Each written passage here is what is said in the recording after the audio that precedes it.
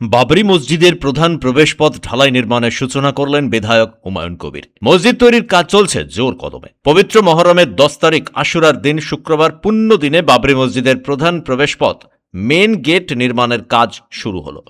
আজ বাবরি মসজিদ প্রাঙ্গণে এলাকাবাসী ও মসজিদ কমিটির সদস্যদের মধ্যে ব্যাপক উৎসাহ উদ্দীপনা লক্ষ্য করা যায়। মসজিদ কর্তৃপক্ষ জানিয়েছে, আল্লাহর অশেষ রহমত এবং এলাকার মানুষ ও শুভানুদ্দায়ীদের সহযোগিতা, ভালোবাসা ও দোয়ার ফলেই এই গুরুত্বপূর্ণ নির্মাণ কাজ শুরু করা সম্ভব হয়েছে।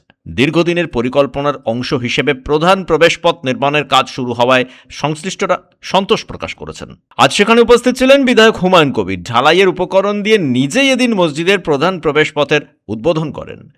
বিধানসভা নির্বাচনের আগে হুমায়ুন কবিরের নির্বাচনী এজেন্ডায় সবচেয়ে বড় বিষয় ছিল বাবরি মসজিদ তৈরি করা। বেশ কিছুদিন আগে নিজেই ঘোষণা করেছিলেন রাজ্যে তিনি সবচেয়ে বড় বাবরি মসজিদ তৈরি করবেন, জানিয়ে বিজেপি নেতারা উল্টো প্রতিক্রিয়া দিয়েছিলেন।